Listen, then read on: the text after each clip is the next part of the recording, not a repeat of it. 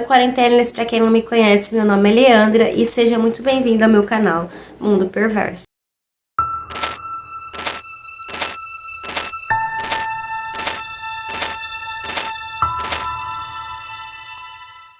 Você aí que é inscrito, verifica se o sininho ainda tá ativado, porque eu recebi de 2 inscritos que de repente o sininho acabou saindo. Então é sempre bastante importante vocês verificarem, para que assim que sair um vídeo novo, vocês são avisados primeiro. O vídeo de hoje foi um inscrito que me indicou esse caso dessa serial killer, como vocês viram aí no título do vídeo, Lydia Sherman. Esse caso tem nesse livro que eu ganhei na Amazon, uma meta que eu tinha batido no canal, bem no começo do canal. Quem é das antigas vai lembrar que esse caso eu tirei muita coisa de lá. Então vamos começar. A Lydia, ela nasceu dia 24 de dezembro de 1824 ou 25. Tô falando isso porque, assim, em alguns lugares eu acabei encontrando 1824 e em alguns lugares 1825. Então fiquem entreabertas essas duas datas. Não estava lá, então não tenho certeza do ano de nascimento dela. Lembrando que era muito comum as pessoas não registrarem no período, no ano certo, seus filhos, né?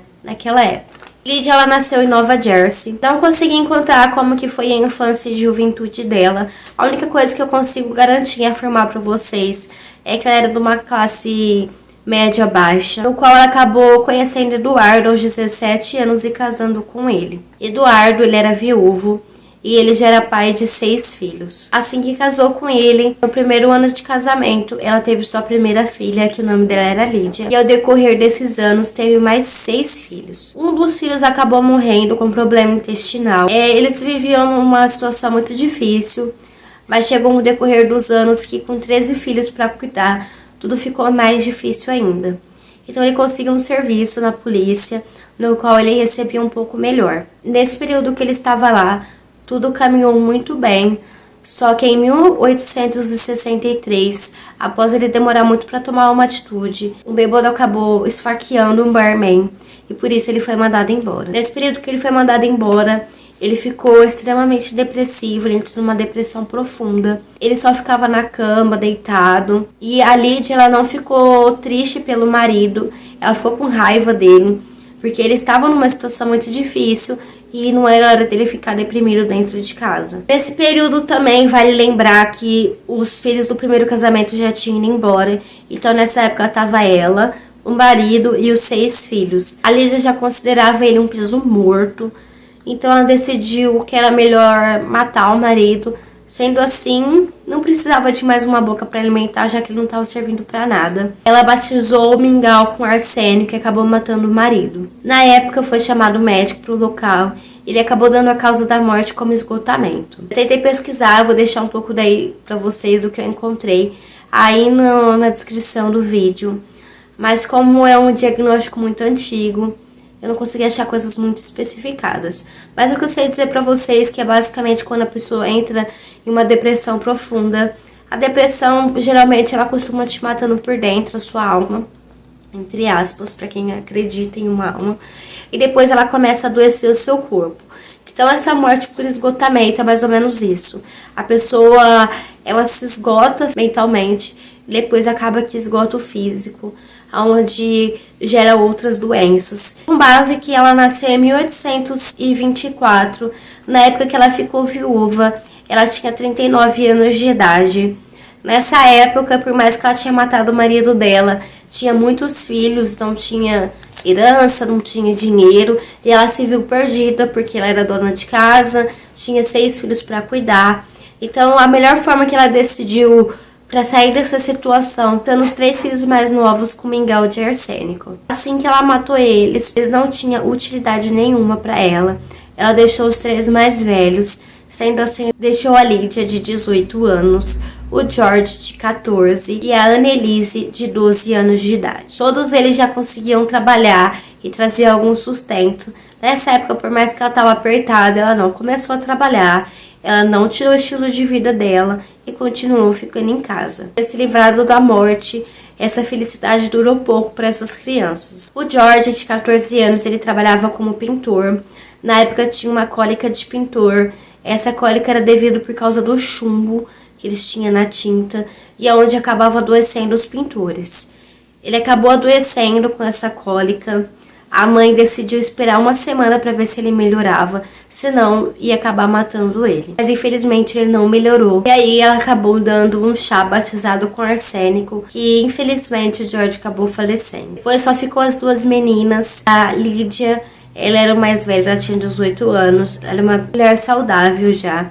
Só que a Annelise, de 12, ela era uma criança um tanto quanto frágil, acabando dando trabalho para sua mãe. A Lydia se sentia sobrecarregada de ter que cuidar da sua filha doente, então ela achou que era mais fácil acabar matando a sua filha. Ela matou a Annelise em março de 1864. Naquela época tinha estourado a febre tifoide, e a morte dela foi relacionada a essa doença. Depois de um tempo, a Lydia acabou viajando para a casa de uma das suas irmãs por parte de pai. A mãe já tinha matado todos os filhos, né? Da sua parte, só tinha sobrado a Lydia. Então ela acabou viajando para a casa dessa irmã e quando ela voltou doente. A sua mãe esperou um tempo para ver se sua filha melhorava. Como a Lydia não melhorou de 18 anos, ela acabou matando a sua filha também. Lydia foi enterrada do lado do seu pai e dos seus 5 irmãos. Nesse período, então, ela já tinha feito 7 vítimas, sendo ela 6 filhos e um marido. Ela decidiu, como todo mundo estava desconfiando dela e burburinho, então ela decidiu mudar de cidade e foi para Connecticut. Lá ela conheceu um fazendeiro que tinha uma vida estável, com dinheiro. Ele era Dennis. Assim que ela conheceu, ela acabou casando com ele. Naquela época não tinha esse negócio de, vamos namorar. Era logo casamento, acabou casando com ele. E em um ano, a vida deles foi bem, diga-se de passagem.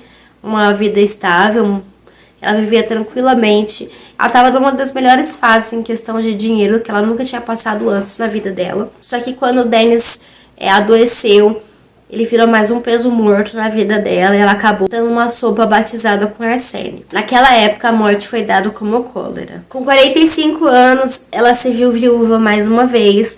A única diferença é que agora ela tinha dinheiro. Eu achei que, quando eu vi a primeira vez esse caso, que as motivações dela sempre foi em questão de dinheiro. Só que agora ela tava com dinheiro. Acabou conhecendo Horatius Sherman. Foi o marido que deu esse sobrenome que ela ficou tão famosa. Ele era viúvo, alcoólatra e tinha 4 filhos. Em 1970, ela decidiu então que era mais fácil matar Frank. Ele era um bebê de apenas 4 meses de idade. E em menos de um mês depois de ter ceifado a vida dessa criança inocente, ele decidiu matar sua filha de 12 anos de idade. Sherman, ele ficou devastado. Ele passou 5 dias fora bebendo. Ele caiu numa depressão profunda, porque ele não conseguia entender como crianças saudáveis poderiam morrer tão fácil assim, em menos de um mês, outro filho. Ele se sentiu bastante devastado e ele decidiu sair de casa e ficou uma semana fora. Quando ele voltou, a Lisa já de saco cheio dele, das atitudes dele, ela acabou então matando ele. Só que dessa vez, diferente das outras mortes, o Sherman, ele tinha o seu médico próprio. E esse médico achou estranho a morte desse seu amigo e paciente, porque ele era uma pessoa extremamente saudável. Desconfiando, naquela época eles não sabiam do histórico dela com a família dela, mas ele desconfiando dele ter morrido do nada, acabou pedindo para um médico que faz as análises nos próprios órgãos, fazendo essa análise para descobrir qual foi a causa da morte. E lá ele acabou, depois de uma semana, descobriu que foi morto por causa de arsênico. Ela matou seu marido no dia 8 de maio de 1871. Assim que o médico começou a desconfiar, então ela fugiu da cidade, só que não teve jeito. Eles acabaram encontrando ela em Nova York, levando para a cidade que ela estava morando, New Haven. Lá ela foi julgada e esse caso deu bastante repercussão. E eles não sabiam das outras mortes, mas assim, estourou na mídia que a mulher tinha matado o seu marido envenenado. Ela foi julgada em 71, em julho, e ela foi condenada à prisão perpétua. Em menos de 8 anos, ela acabou falecendo. Não achei a causa da morte. Mas assim, o que eu sei é que ela foi julgada apenas pela morte do seu ex-marido. As outras vítimas que ela fez, ela acabou relatando mas não teve um julgamento pra isso, apenas do seu marido, que era uma forma que tinha... O único caso que tinha como provar era dele. Do seu ex-marido, dos seus ex-maridos e filhos, já não tinha como provar pela quantidade de anos que tinha passado. Lydia era uma mulher amarga, que fez 11 vítimas. Infelizmente, quando a gente começa a escutar esse caso dela, essa história da vida dela, a gente acha que ela é uma pessoa ambiciosa e a única motivação dela é dinheiro. Tudo isso muda quando ela tem dinheiro e mesmo assim ela faz mais vítimas, matando um bebê, matando outra filha desse mesmo marido e matando o seu marido. Lydia Sherman, ela era um perigo e uma mulher extremamente perigosa.